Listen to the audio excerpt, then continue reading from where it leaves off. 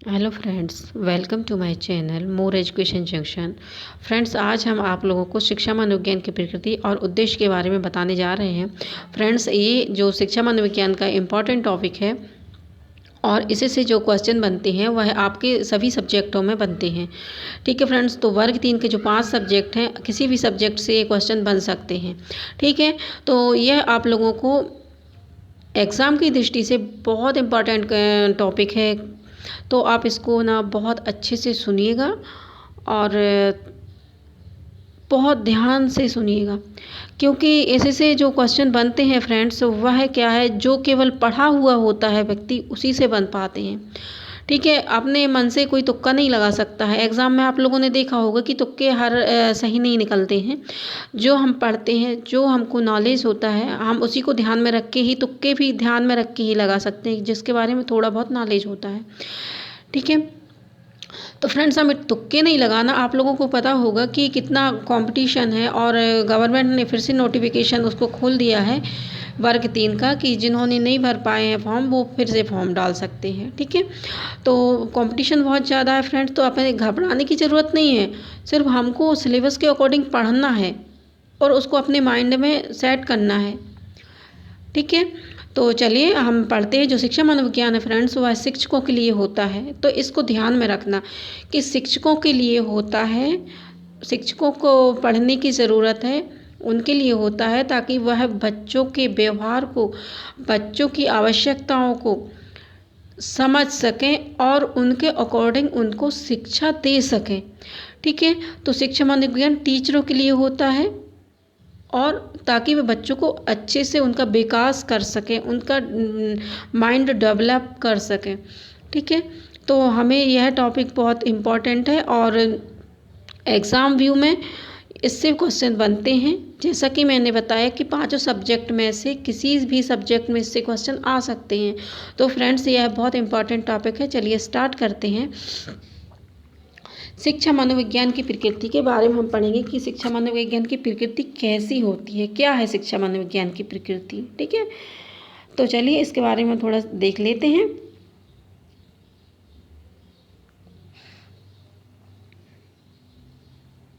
शिक्षा मनोविज्ञान का क्षेत्र अपनी प्रकृति के कारण इतना व्यापक बन गया है, जहाँ व्यवहार और मनोविज्ञान है। ठीक है, तो शिक्षा मनोविज्ञान कैसा है, व्यापक है। एक तो पहले ही आप लोगों को याद रखना है, शिक्षा मनोविज्ञान का क्षेत्र कैसा है फ्रेंड्स, व्यापक। इसको बहुत अच्छे से याद रखना। ठीक, व्यापक है। और शिक्षा मनोविज्ञान की प्रकृति कैसी है, व्यवहार और मनोवैज्ञानिक। व्यवहारात्मक भी है और मनोवैज्ञानिक भी है, दोनों ही हैं। ठीक, तो आप लोग ये इतना याद रखना कि शिक्षा मनोविज्ञान की जो प्रकृति कैसी है, व्यवहारिक और मनोवैज्ञानिक। और यह कैसा है, मतलब शिक्षा मनोविज्ञान जो है वो क्या है, व्यापक सब्जेक्ट है, छोटा मोटा सब्जेक्ट नहीं है। कैसा है, व्यापक। तो शिक्षा मनोविज्ञान, देख सुनिएगा फ्रेंड्स, शिक्षा मनोविज्ञान मनोविज्ञान का एक अंग या प्रकार मात्र है। ठीक है, तो मनोविज्ञान एक बड़ा सब्जेक्ट है, समझो। ठीक है, लेकिन मनोविज्ञान के अंतर्गत जो आता है वह शिक्षा मनोविज्ञान क्या है, एक शाखा है। ठीक है, तो जो शिक्षा मनोविज्ञान क्या है, मनोविज्ञान की क्या है, एक शाखा है। लेकिन शिक्षा मनोविज्ञान है फ्रेंड्स, यह कैसा है, व्यापक है, बड़ा है। ठीक है, इसमें सभी चीज़ें समाहित हैं, शिक्षा के क्षेत्र की, समाज के क्षेत्र की, देश क्षेत्र से सभी चीज़ें इसमें क्या है, समाहित है, शिक्षा मनोविज्ञान है। इसलिए शिक्षा मनोविज्ञान का जो क्षेत्र है वो व्यापक है या बड़ा है। ठीक, चलिए, तो यह शिक्षा मनोविज्ञान मनोविज्ञान का क्या है, अंग है। साथ ही शिक्षा के विभिन्न पहलुओं पर विचार किया जाए, शिक्षा के विभिन्न पहलुओं पर विचार किया जाए तो व्यक्ति, समाज एवं देश का संपूर्ण एवं सर्व क्षेत्रीय विकास शिक्षा के द्वारा ही संभव है। इसलिए यह कैसा है, व्यापक है। आगे बात समझ में। चलिए, तो शिक्षा मनोविज्ञान का क्षेत्र कैसा है, व्यापक है, और अपनी प्रकृति के कारण शिक्षा मनोविज्ञान मनोविज्ञान के संपूर्ण क्षेत्र को स्वयं में समाहित किए हुए है। है ना बड़ी बात कि मनोविज्ञान क्या है, मनोविज्ञान का अंग है या शिक्षा मनोविज्ञान, लेकिन यह मनोविज्ञान के जितना भी क्षेत्र है सबको अपने में क्या किए हुए है, समाहित किए हुए है। इसलिए शिक्षा मनोविज्ञान क्या है, व्यापक है। तो आप इसको अब नहीं भूलेंगे कभी कि शिक्षा मनोविज्ञान का क्षेत्र कैसा है, व्यापक है। हम शिक्षा मनोविज्ञान के क्षेत्र के बारे में भी पढ़ेंगे, लेकिन अभी हम क्या पढ़ रहे हैं, प्रकृति और उद्देश्य। चलिए नेक्स्ट पर आते हैं।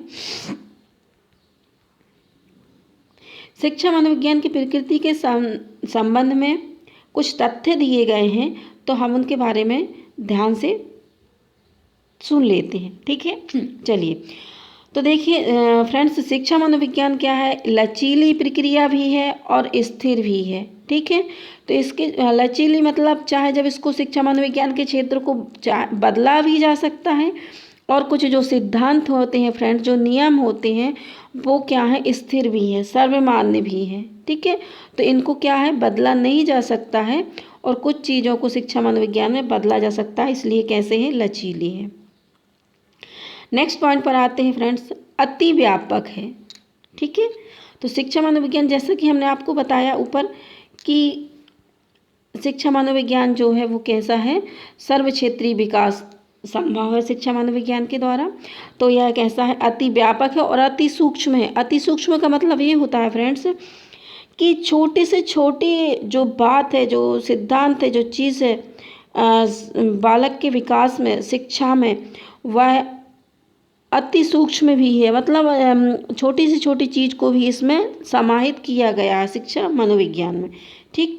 चलिए नेक्स्ट पर आते हैं, सर्वव्यापी और सार्वभौमिक।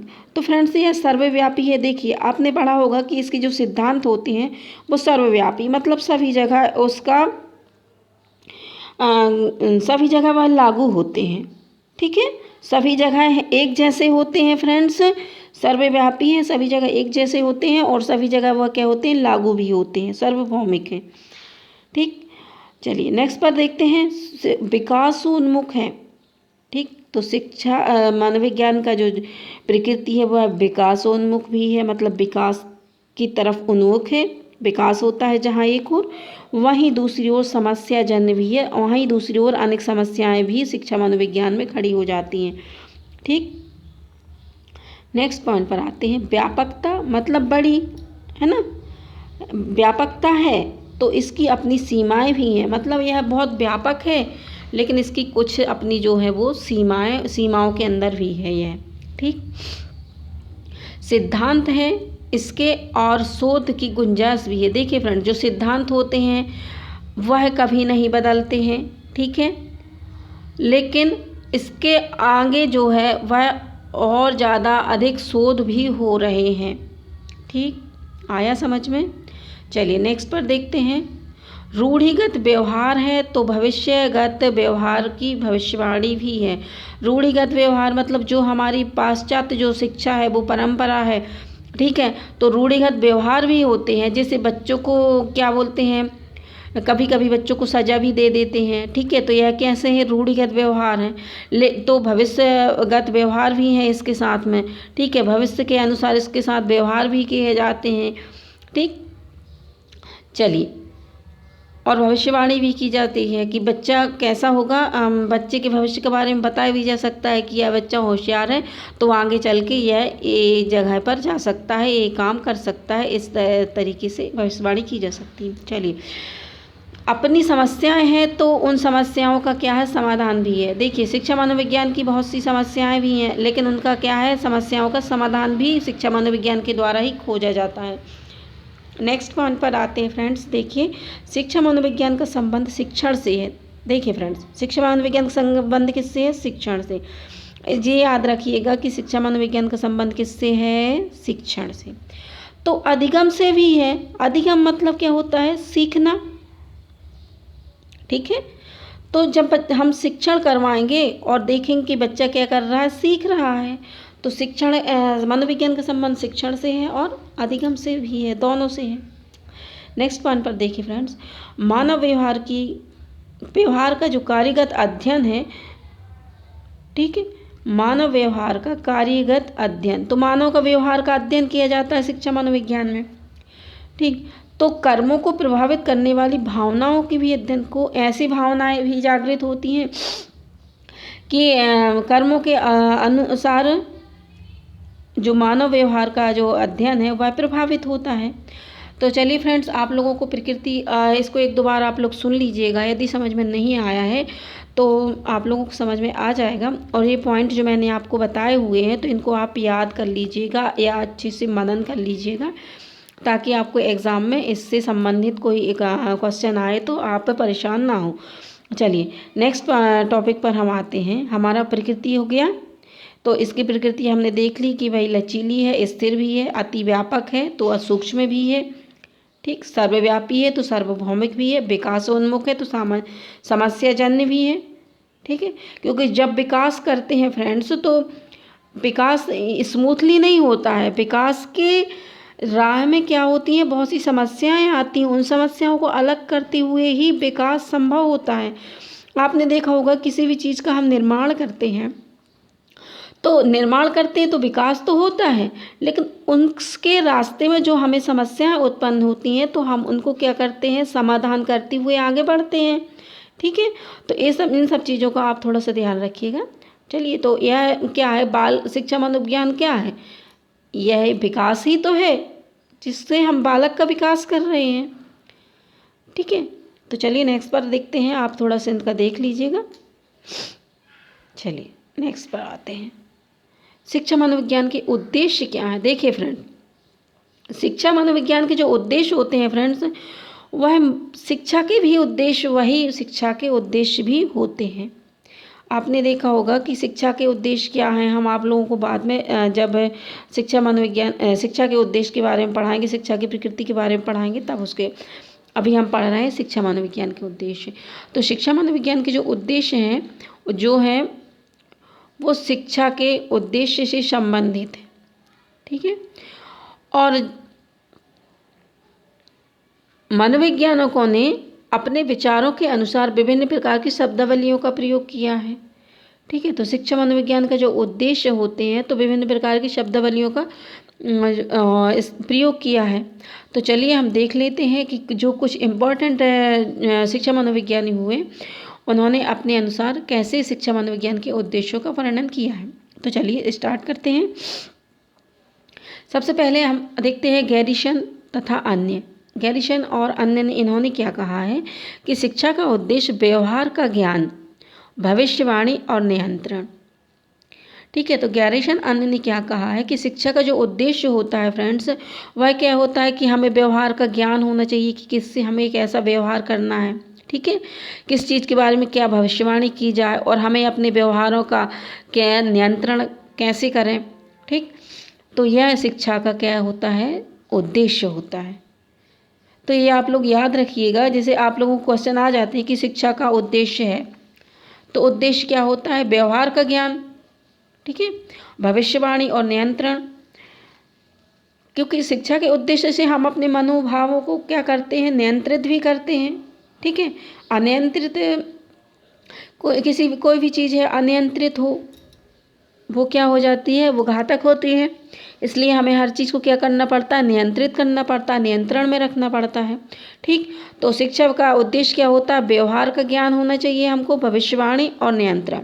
किसी चीज़ों में क्या करते हैं, भविष्यवाणी भी करते हैं कि बालक के स्वभाव, बालक का नेचर, बालक का जो विकास है उसके बारे में हम क्या कर देते हैं, भविष्यवाणी भी करते हैं, और उनके व्यवहारों को क्या करते हैं, हम नियंत्रण भी करते हैं, ठीक है। तो ये याद रखिएगा। चलिए कुप्पुस्वामी, तो दूसरे हुए हमारे कुप्पुस्वामी, इम्पॉर्टेंट है फ्रेंड्स। ये देखिए कि शिक्षा मनोविज्ञान का उद्देश्य मनोविज्ञान के सिद्धांतों को उत्तम शिक्षण और उत्तम अधिगम के हितों में प्रयोग करना। तो मनोविज्ञान के जो सिद्धांत हैं फ्रेंड्स, उनको उत्तम शिक्षण और उत्तम अधिगम, मतलब शिक्षण और अधिगम में प्रयोग करना, ये इन्होंने कहा है कि मनोविज्ञान के जो सिद्धांत हैं उनको क्या करना है, शिक्षण मतलब शिक्षा देना, उत्तम शिक्षण, और उत्तम अधिगम मतलब अच्छे तरीके से उनको क्या करना है, सिखाना है, ठीक है, इसमें प्रयोग करना। चलिए नेक्स्ट पर देखते हैं कॉलसनिक। तो कौल सैनिक महोदय ने कहा है कि शिक्षा मनोविज्ञान का उद्देश्य शिक्षकों को उन समस्याओं के समाधान करने में सहायता देना है। देखिए, समस्याओं के समाधान करने में सहायता देना है जिनका संबंध प्रेरणा, मूल्यांकन, कक्षा प्रबंधन, शिक्षण विधियों, छात्रों की व्यक्तिगत विभिन्नताओं, उनके मानसिक स्वास्थ्य और उनके चरित्र के निर्माण से होता है। ठीक है फ्रेंड्स, तो इन्होंने क्या है, पूरा इन्होंने बता दिया कि शिक्षा मनोविज्ञान का उद्देश्य क्या होता है। ठीक, तो शिक्षा मनोविज्ञान का उद्देश्य क्या होता है, शिक्षक को, जो बालक है उसकी जो समस्याओं का समाधान करने में सहायता देता है। ठीक है, जिनका संबंध क्या है, प्रेरणा, मूल्यांकन, कक्षा प्रबंधन, शिक्षण विधियाँ, छात्रों की व्यक्तिगत भिन्नताओं, और क्योंकि व्यक्तिगत जो छात्र होते हैं वो भिन्न होते हैं एक दूसरे से, उनके नेचर, उनके स्वभाव जो है वो नहीं मिलता है। ठीक, तो उनकी भिन्नताओं और उनके मानसिक स्वास्थ्य, उनका मानसिक स्वास्थ्य भी बहुत ज़रूरी है और उनके चरित्र निर्माण से होता है। ठीक फ्रेंड्स, आई होप आप लोग इतना समझ में आया होगा। चलिए नेक्स्ट पर आते हैं। देखिए, कैली इम्पॉर्टेंट है, यह बहुत इम्पॉर्टेंट, इससे क्वेश्चन बनते हैं एग्ज़ाम में। जो कैली महोदय हैं इन्होंने 9 उद्देश्य बताए हैं। शिक्षा मनोविज्ञान के कितने उद्देश्य बताए हैं, 9। क्वेश्चन यहीं से बन जाता है कि शिक्षा मनोविज्ञान के 9 उद्देश्य किस मनोवैज्ञानिक ने बताए हैं। ठीक, एक तो ये बन गया। दूसरा, कैली महोदय ने शिक्षा मनोविज्ञान के कितने उद्देश्य बताए हैं, दूसरा क्वेश्चन आपका ए बन गया। और तीसरा क्वेश्चन आपका यह बन जाएगा फ्रेंड्स कि कैली ने शिक्षा मनोविज्ञान के जो उद्देश्य बताए हैं उसमें से कौन सा है, और चौथा बन जाएगा कौन सा नहीं है। ठीक, तो चलिए इसको बहुत अच्छे से हम पढ़ लेते हैं।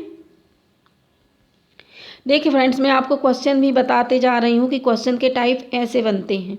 ठीक है, तो आप उन टाइप को ध्यान में रखते हुए चीज़ों को अच्छे से सुनिएगा। चलिए, तो पहला देखते हैं अपन। इसका पहला जो उन्होंने उद्देश्य बताया है वह बताया बालक के स्वभाव का ज्ञान प्रदान करना।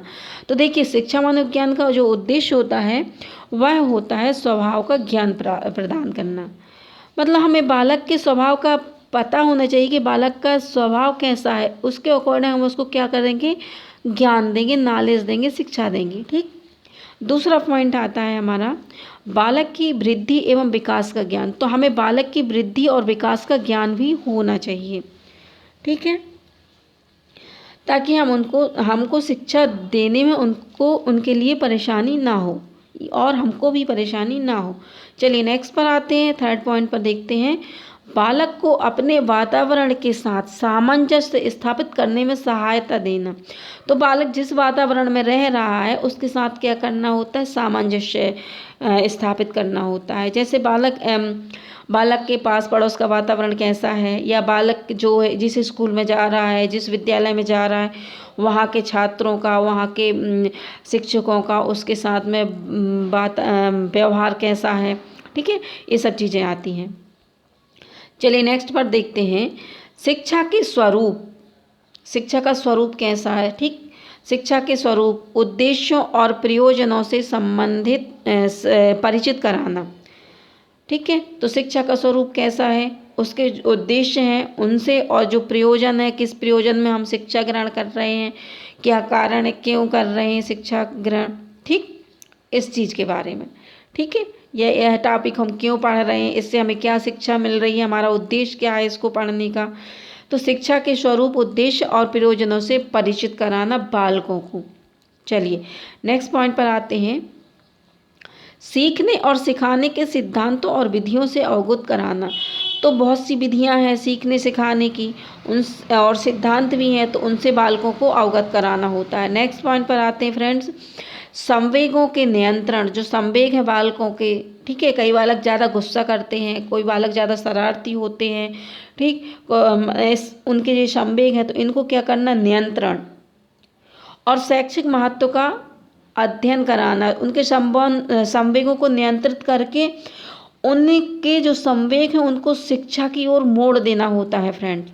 ठीक है, तो यह हमारी शिक्षा का क्या है, उद्देश्य है। नेक्स्ट देखते हैं, शिक्षा का उद्देश्य क्या है, चरित्र निर्माण की विधियों और सिद्धांतों से अवगत कराना। मतलब उनका जो चरित्र निर्माण है, उनकी विधियों, चरित्र निर्माण में जिन विधियों जिन सिद्धांतों का प्रयोग किया जाता है उनसे अवगत कराना होता है शिक्षा मनोविज्ञान का उद्देश्य। नेक्स्ट देखिए, विद्यालय में पढ़ाए जाने वाले विषयों में छात्र की योग्यता का मापन करने में विधियों का प्रशिक्षण देना। तो विधियों में प्रशिक्षण देना, ठीक। तो ये हुए फ्रेंड्स हमारे 8 पॉइंट हो चुके हैं। चलिए लास्ट पॉइंट में देख लेते हैं।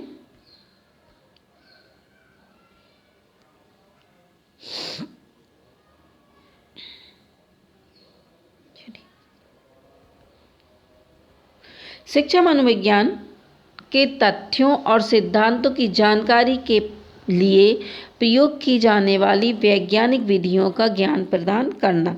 ये लास्ट हमारा ये पॉइंट हो जाता है। तो देखिए आपने देखा है फ्रेंड्स कि जो केली महोदय हैं उन्होंने शिक्षा के 9 उद्देश्य, शिक्षा मनोविज्ञान के 9 उद्देश्य बताए हुए हैं।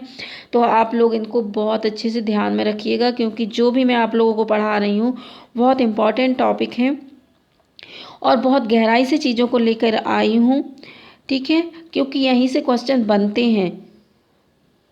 देखिए फ्रेंड्स, जो एग्ज़ाम होते हैं उसमें 50-60% क्वेश्चन सबसे बन जाते हैं, नॉर्मल लोगों से बन जाते हैं, लेकिन जो 40% जो क्वेश्चन होते हैं वो उन्हीं लोगों से बनते हैं जो उस चीज़ को बहुत गहराई से पढ़े हुए होते हैं, एक एक तथ्य के बारे में उनको जानकारी होती है, ठीक है फ्रेंड्स। तो मेरा यही उद्देश्य है कि मैं आप लोगों को छोटी से छोटी चीज़ गहराई से निकाल के ही आप लोगों को ला के दूँ, ठीक है फ्रेंड्स। तो आप लोग मेरे जो वीडियो हैं जितने भी हैं आप लोग उनको बहुत अच्छे से सुनिएगा और नोट भी कर लीजिएगा, क्योंकि ये जो नोट्स हैं वो है आपको, ये मैं नहीं कह सकती कहीं नहीं मिलेंगे, मिलेंगे, लेकिन जो आप लोगों को आसानी से मिल रहे हैं उनको ढूंढने की ज़रूरत क्या है, ठीक है। तो चलिए हम देखते हैं अब स्किनर महोदय ने क्या कहा कि उनके शिक्षा मनोविज्ञान के उद्देश्य के बारे में क्या बताया है। तो चलिए देखते हैं कि स्किनर महोदय है, इम्पॉर्टेंट है फ्रेंड्स, जो भी मैं आप लोगों को पढ़ा रही बहुत इंपॉर्टेंट है। तो आप लोग स्किप किसी को भी मत कीजिएगा, सबको अपने माइंड में रखिएगा। और हाँ फ्रेंड्स, एक चीज़ और, क्योंकि जो भी आप लोगों को, जैसे केली ने कितने बताए हैं, आपको 9 बता दिए हैं, ठीक। और जो स्किनर महोदय हैं इन्होंने आपको क्या बताए हैं, 2 उद्देश्य बताए, शिक्षा मनोविज्ञान के 2 उद्देश्य बताए, एक बताए सामान्य और दूसरा बताया विशिष्ट। इन्होंने क्या किया कि 2 उद्देश्यों में बांट दिया कि सामान्य उद्देश्य ये होते हैं और विशिष्ट उद्देश्य ये होते हैं, ठीक। अलग से इन्होंने कुछ भी नहीं किया, सिर्फ इन्होंने बांट दिया है। तो चलिए हम इसको देख लेते हैं। स्किनर ने कितने बताए हैं, 2 उद्देश्य बताए, एक बताया सामान्य और दूसरा बताया है विशिष्ट। तो चलिए सामान्य उद्देश्य देख लेते हैं हम इनके क्या बताया इन्होंने। सामान्य उद्देश्य देखिए, स्किनर ने सामान्य उद्देश्य केवल एक मानते हुए, सामान्य उद्देश्य को क्या माना है उन्होंने, केवल एक माना है, ठीक। तो इन्होंने क्या माना है कि संग्रहित तथ्य, शिक्षा मनोविज्ञान के संबंधित जो संग्रहित तथ्य हैं और सामान्य नियम, सुनना फ्रेंड्स, संग्रहित तथ्य या कथन, ठीक, और सामान्य नियमों का ऐसा संग्रह प्रदान करना जिसकी सहायता से शिक्षक इसको फ्रेंड्स स्किप कर देना, सांस्कृतिक और व्यावसायिक लक्ष्यों को अधिक से अधिक प्राप्त कर सके। तो इसका इन्होंने क्या कहा है कि शिक्षक किस उद्देश्यों को प्राप्त करना चाहता है, किन लक्ष्यों को प्राप्त करना चाहता है, सांस्कृतिक और व्यावसायिक, ठीक। तो आप लोगों को याद होगा कि जो महात्मा गांधी हुए उन्होंने क्या कहा था कि बालक की जो शिक्षा हो वह उसके जीवन से संबंधित होना चाहिए, उसके व्यवसाय से संबंधित होना चाहिए, बालक को ऐसी शिक्षा दी जाए, ठीक है। तो इन्होंने क्या कहा स्किनर महोदय ने कि कैसी शिक्षा हो बालक की, सांस्कृतिक और व्यावसायिक लक्ष्य उनको बालक को प्राप्त हों, ठीक है। तो चलिए इतना आपको समझ में आ गया। इन्होंने एक ही उद्देश्य बताया है कि संगठित तथ्यों, सामान्य उद्देश्यों का ऐसा संग्रह प्रदान करना जिसकी सहायता से शिक्षक सांस्कृतिक और व्यावसायिक लक्ष्यों को अधिक से अधिक प्राप्त कर सके। कहने का मतलब है बालकों को सांस्कृतिक और व्यावसायिक शिक्षा दी जाए। ठीक, चलिए नेक्स्ट पर हम देखते हैं कि शिक्षा मनोविज्ञान के सामान्य उद्देश्य क्या होते हैं। इसके बारे में हम थोड़ा सा देख लेते हैं कि क्या है इनके सामान्य उद्देश्य। देखिए फ्रेंड्स, दो प्रकार के उद्देश्य आप लोगों को बताए गए। एक होता है सामान्य, जो हर मतलब हमको बाहर से समझ में आता है कि हाँ इसके ये सामान्य उद्देश्य हैं। ठीक है, जो हर मतलब नॉर्मली प्राप्त हो जाते हैं। ठीक, और दूसरा होता है जो हमारे होते हैं विशिष्ट उद्देश्य होते हैं फ्रेंड्स। इनका मतलब ये होता है कि जो बालक की जो क्षमताएं हैं, जो योग्यताएं हैं, ठीक है, जो क्षमताएं हैं, जो उसकी योग्यताएं, जो कुशलताएं हैं, उनको पहचानते हुए शिक्षा देना, वह होता है हमारा विशिष्ट उद्देश्य। तो चलिए हम सामान्य उद्देश्य के बारे में पढ़ते हैं फ्रेंड्स, फिर उसके बाद विशिष्ट उद्देश्य देखते हैं। सिद्धांतों की खोज तथा संग्रह, तथ्यों का संग्रह। तो शिक्षा मनोविज्ञान को जो पहला उद्देश्य होता है, जो सिद्धांत दिए गए उनकी खोज करना और तथ्यों को संग्रह करना। ठीक, ये हमारा सामान्य उद्देश्य। बालक के व्यक्तित्व का विकास करना सामान्य उद्देश्य है। शिक्षण कार्य में सहायता प्रदान करना, ठीक है, यह भी सामान्य उद्देश्य है कि शिक्षा मनोविज्ञान का सामान्य उद्देश्य क्या, शिक्षण कार्य में सहायता प्रदान कर रहा है। ठीक, और एक है हमारा शिक्षा का उद्देश्यों एवं लक्ष्यों की पूर्ति। तो शिक्षा के जो हमारा उद्देश्य है और जो लक्ष्य हैं उनकी हमें पूर्ति करना है, यह शिक्षा मनोविज्ञान का उद्देश्य है। तो फ्रेंड्स यह जो है चार है, यह तो सामान्य उद्देश्य हमारे, लेकिन विशिष्ट उद्देश्य सुनिएगा। शिक्षा मनोविज्ञान केवल व्यक्ति के सामान्य उद्देश्यों की पूर्ति नहीं करता, अपितु वह उसके विशिष्ट लक्ष्यों की प्राप्ति में भी सहायक होता है। विशिष्ट लक्ष्य क्या होते हैं फ्रेंड्स, मैंने अभी बताया कि विशिष्ट लक्ष्य है कि यह व्यक्ति को उसकी योग्यता, देखिए अंदर की चीज़ें, अंदर की बच्चे की, जो बालक की जो अंदर की चीज़ें, उनको पहचानना।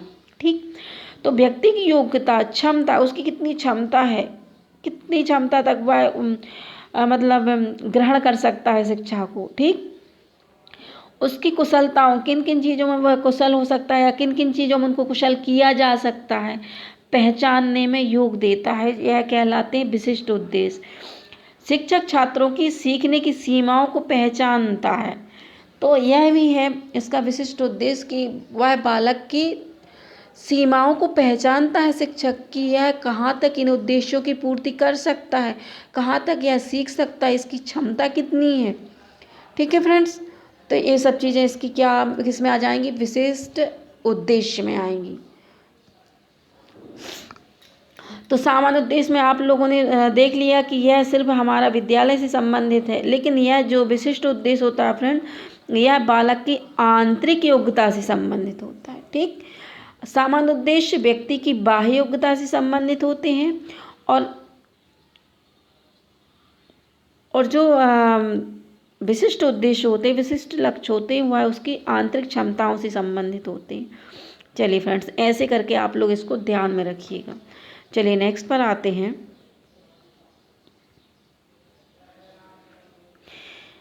देखिए फ्रेंड्स, स्किनर ने दो प्रकार के बताए हैं, सामान्य उद्देश्य और विशिष्ट उद्देश्य। सामान्य उद्देश्य हमने पढ़ लिए।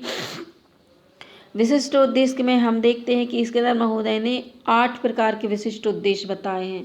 ठीक है, और कैली ने कितने बताए हैं, 9 उद्देश्य। विशिष्ट नहीं बोल सकते हैं, उन्होंने क्या बताए हैं कि शिक्षा मनोविज्ञान के 9 उद्देश्य बताए हैं। ठीक है, लेकिन स्किनर ने कितने बताए हैं, 8 बताए हैं विशिष्ट उद्देश्य। ठीक, और एक बताया है उन्होंने सामान्य उद्देश्य। ये कौन सा बताया था, सांस्कृतिक और व्यवहारिक लक्ष्यों को अधिक से अधिक प्राप्त करना। चलिए नेक्स्ट पर देखते हैं हम। शिक्षा मनोविज्ञान के 8 जो है विशिष्ट उद्देश्य बताए हैं, इनको हम बहुत अच्छे से सुनिएगा फ्रेंड्स, क्योंकि यह पूछ लिए जाते हैं कि निम्न में से स्किनर महोदय का जो है विशिष्ट उद्देश्य है या नहीं। ठीक, और ये भी पूछ लिया जाता है कि स्किनर महोदय ने शिक्षा मनोविज्ञान के कितने विशिष्ट उद्देश्य बताए हैं। तो कितने बताए हैं, 8, और कैली महोदय ने 9 बताए हैं। चलिए अब इनका पढ़ लेते हैं थोड़ा सा। चलिए ध्यान से सुनिएगा। बालकों के वांछनीय व्यवहार के अनुरूप शिक्षा के स्तरों और उद्देश्यों को निश्चित करने में सहायता देता है। ठीक है। मतलब जो बालक जो व्यवहार करते हैं वांछनीय, जो मतलब समाज के मानने योग्य हैं, ठीक, तो उनके अनुरूप शिक्षा के स्तरों और उद्देश्यों को निश्चित करने में सहायता देना होता है। नेक्स्ट देख लेते हैं, प्रगतिशील शिक्षण विधियों, निर्देशन कार्यक्रमों एवं विद्यालय संगठन और प्रशासन के स्वरूपों को निश्चित करने में सहायता देना होता है। तो इसका उद्देश्य क्या होता है? प्रगतिशील शिक्षण विधियों, निर्देशन कार्यक्रम, विद्यालय संगठन, प्रशासन के स्वरूपों को निश्चित करने में सहायता देना होता है। थर्ड देखते हैं,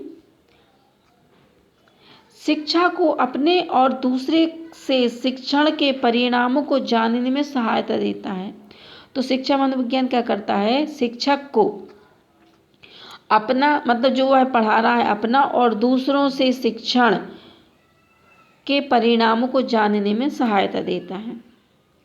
नेक्स्ट पॉइंट देखते हैं, बालकों की बुद्धि, ज्ञान और व्यवहार में उन्नति किए जाने के विश्वास को दृढ़ करता है। तो शिक्षा मनोविज्ञान करता है कि बालकों की जो बुद्धि है, जो ज्ञान है, जो व्यवहार है, इसमें कितनी उन्नति हुई है, उसके विश्वास को क्या करता है? दृढ़ करता है। नेक्स्ट पॉइंट पर आते हैं फ्रेंड्स, 5, सामाजिक संबंधों के स्वरूप और महत्व को अधिक अच्छी प्रकार समझने में सहायता देता है। तो जो शिक्षा मनोविज्ञान होता है वह जो समाज के जो संबंध होते हैं, जो स्वरूप होता है और जो समाज के लिए जो महत्व है ना, समाज के जो महत्व होता है उसको अधिक अच्छी तरह समझने में सहायता देता है। नेक्स्ट पॉइंट पर आते हैं, शिक्षक को छात्रों के व्यवहार की व्याख्या करने के लिए आवश्यक तथ्य और सिद्धांत प्रदान करना। तो शिक्षक जो होता है फ्रेंड्स, वह क्या करता है? छात्रों के व्यवहार को समझता है, उसकी व्याख्या करता है, ठीक है। तो उसके लिए आवश्यक तथ्य और सिद्धांत प्रदान करता है शिक्षा मनोविज्ञान। नेक्स्ट पॉइंट पर आते हैं, बालकों के प्रति निष्पक्ष। देखिए फ्रेंड्स, बालकों के प्रति क्या है कि हर बालक हमारे लिए कैसा है? समान है, ठीक है। तो बालकों के लिए निष्पक्ष, बालकों के प्रति निष्पक्ष और सहानुभूतिपूर्ण दृष्टिकोण का विकास करने में भी बाल शिक्षा मनोविज्ञान कैसा होता है? सहायक होता है, ठीक। चलिए नेक्स्ट पॉइंट पर आते हैं, लास्ट पॉइंट पर फ्रेंड्स, शिक्षण की समस्याओं का समाधान। मतलब शिक्षण में या शिक्षा देने में हमें जो समस्याएं उत्पन्न होती हैं उसके समाधान करने के लिए प्रयोग किए जाने वाले तथ्यों और सिद्धांतों का ज्ञान प्रदान करना, ठीक। तो ये हमारे हो गए, इसके अंदर ने 9 विशिष्ट उद्देश्य बताए हैं फ्रेंड्स। इनको आप बहुत अच्छे से पढ़ लीजिएगा, 2-3 बार सुन लीजिएगा और नोट भी बना लीजिएगा ताकि आप लोगों को ये चीज़ें याद हो। और फ्रेंड्स दूसरी बात, आप लोग जो नोट्स बनाते हैं आप लोग उसको है ना, आप डेली रिवीजन कीजिएगा। एक बार सुबह उठ के एक बार रिवीजन कर लीजिएगा, क्योंकि वह आपके माइंड को सेट करती हैं, ताकि हमको वो चीज़ें याद रहें जो हम पढ़ रहे हैं। नहीं तो क्या होता है, हम पढ़ते जाएंगे, पीछे से हम भूलते जाएंगे, ठीक है। तो ये हमारा उद्देश्य नहीं है। हमारा उद्देश्य क्या है कि जो चीज़ हम पढ़ें वह चीज़ हम अपने दिमाग में बहुत अच्छे से रखें। तो इसके लिए आप उसको बार बार रिवीजन कीजिएगा, ठीक है फ्रेंड्स, ताकि जो हमारा एग्ज़ाम हो तो हमें उसमें हेल्प मिल सके। तो चलिए फ्रेंड्स, आई होप आप लोगों को ये चीज़ें मेरी पसंद आई होंगी, आप लोगों को कुछ इनसे समझ में आया होगा।